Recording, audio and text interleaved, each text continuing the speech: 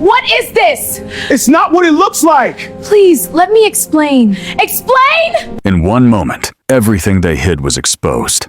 He married a perfect woman, wealthy, brilliant, respected. But after 13 years, their mansion was still silent. No child, no laughter. And the day a young maid entered that house, everything began to fall apart. Chief Obinna Nwosu was not just rich, he was powerful. His name opened doors across Nigeria. His hotels stretched from Lagos to Abuja. His investments touched oil, real estate, technology. When he spoke, ministers listened. When he walked into a room, people stood. But all that power could not solve the one problem that kept him awake at night. After 13 years of marriage, there was still no child. His wife, Amarachi, was everything a man could want. Beautiful, educated, brilliant in business. She ran her own fashion empire. She spoke at conferences. She sat on boards. Together, they were the couple everyone admired, the couple everyone wanted to be. But behind the smiles at parties, behind the photographs in magazines, there was a silence that grew louder every year. At family gatherings, the questions came like daggers. When will we hear good news? When will the mansion hear children's voices? Are you two not trying? Have you seen a doctor? Amarachi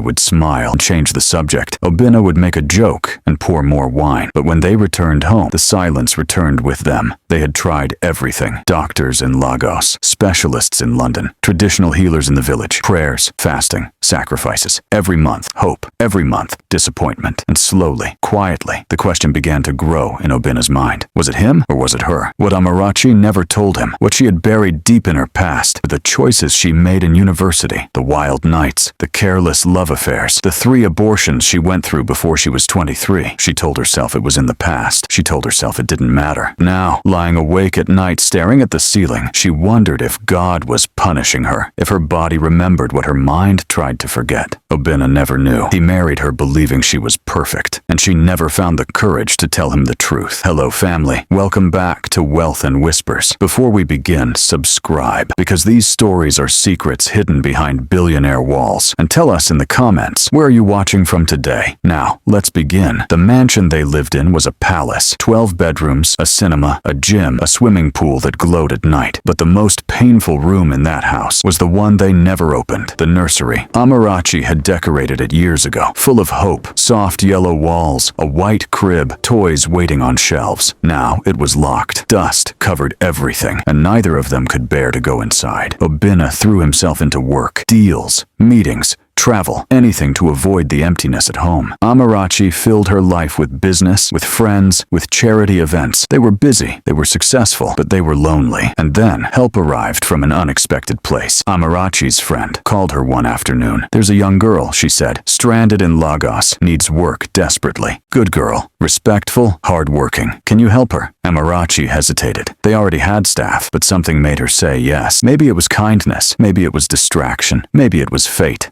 The girl's name was Damilola, 22 years old, Yoruba, beautiful in a quiet way. She had come to Lagos chasing dreams like so many others, but the city swallowed dreams quickly. The job she was promised disappeared. The friend she came to stay with moved away. She found herself alone, broke, afraid. When Amarachi's offer came, she cried with relief. The day Damilola arrived at the mansion, the other staff noticed her immediately. The driver stared a little too long. The cook whispered to the gardener. The security man watched her walk through the gate with her small bag and wondered how long she would last in a house like this. Amarachi welcomed her warmly, showed her the room she would stay in, bigger than anywhere Damilola had ever slept, explained her duties, simple things, helping around the house, keeping things organized. Damilola nodded eagerly, grateful, respectful. Yes, Ma. Thank you, Ma. God bless you, Ma. And then Obinna came home. He walked into the living room and saw her standing there, young, beautiful, nervous. Their eyes met for just a moment. He looked away quickly, greeted his wife, asked about her day. But that night, alone in his study, he couldn't stop thinking about her. Obinna told himself it was nothing. She was just a girl, a maid. He was a married man, a respected man. He had control. He had discipline. But 13 years of disappointment does something to a man. 13 years of failure plants a seed of desperation, and desperation makes men do things they never imagined. At first, it was small things. A compliment as she served breakfast. You're doing well, Damilola. A smile that lasted too long. An extra generous tip when she cleaned his his office. She noticed, but said nothing. She needed this job. She couldn't afford to misunderstand. Then the gift started. A new phone, because he noticed hers was cracked. Money for her family back home, because he overheard her worrying. A gold bracelet. Damilola tried to refuse. "It's too much, sir. I can't accept." But he insisted. "You work hard. You deserve it." And slowly,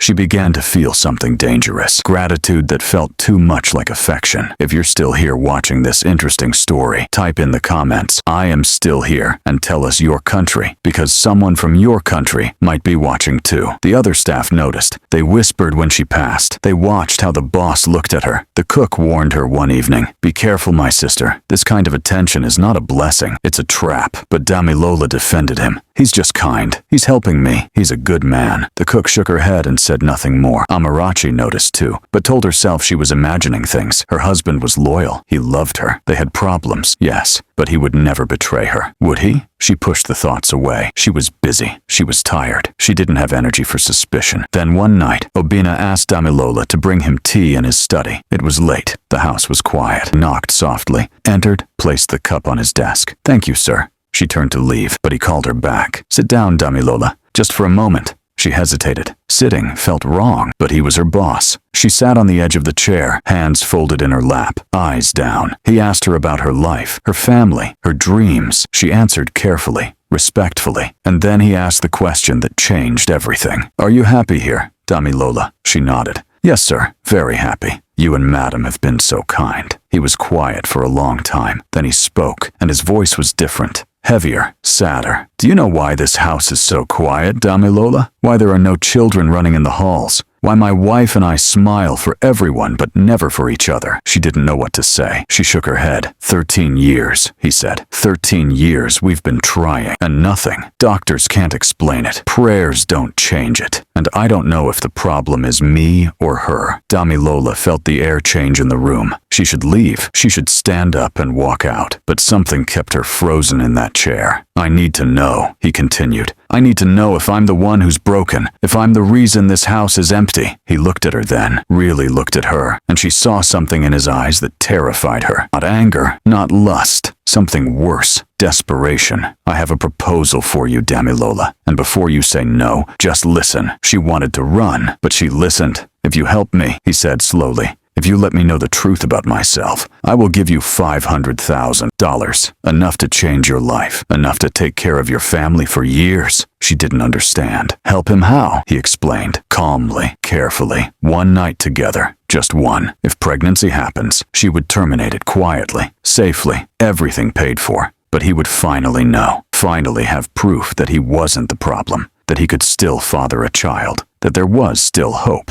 Damilola felt her heart stop. She couldn't breathe. She couldn't think. "I know it sounds terrible," he said. "I know, but I'm begging you. This is the only way I'll ever know the truth." She found her voice, shaking. "Sir, I can't.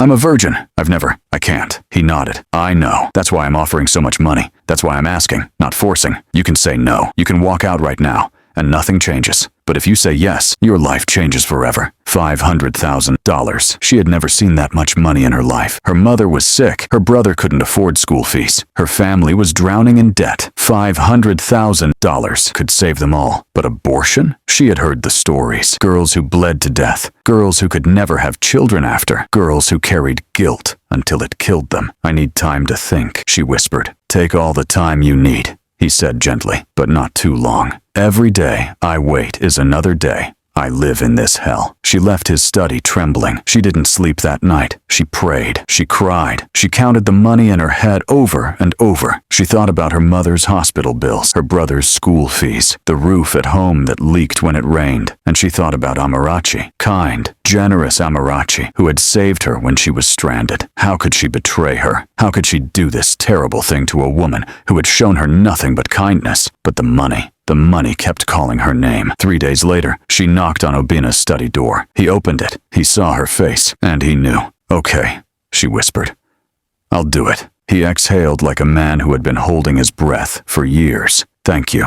Thank you, Damilola. I promise. I'll take care of everything. You won't regret this. But she already did. They planned carefully. Amarachi traveled often for business. Next time she went to Abuja for a conference, that would be the night. Obinna would give Damilola the money first. Then it would happen. Quick, quiet, secret. The days passed slowly. Damilola moved through the house like a ghost. The cook noticed, the driver noticed. Something had changed in her, but nobody asked. Finally, the night came. Amarachi packed her bag, kissed her husband goodbye, and left for the airport. The house settled into silence. The staff went to their quarters, and Obinna stood in his bedroom staring at the door, knowing what he was about to do, hating himself, but unable to stop. He went to Damilola's room, knocked softly. She opened the door. Her eyes were red. She had been crying. "Are you sure?" he asked one last time. She nodded. She couldn't speak. He handed her an envelope. The money. All of it. She took it with shaking hands. He stepped inside, closed the door, and just as he reached for her, just as everything was about to cross the line that could never be uncrossed, a voice rang out from the main bedroom. "Obinna?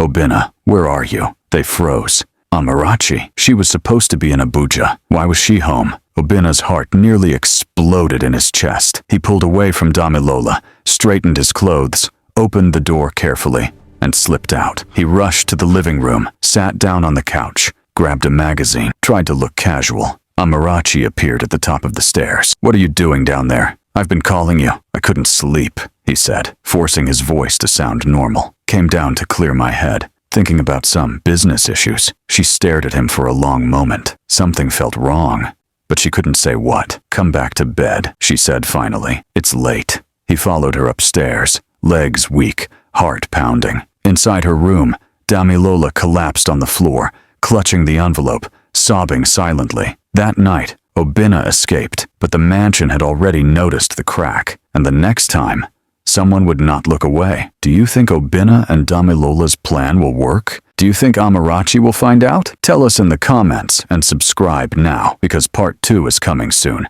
and it gets darker.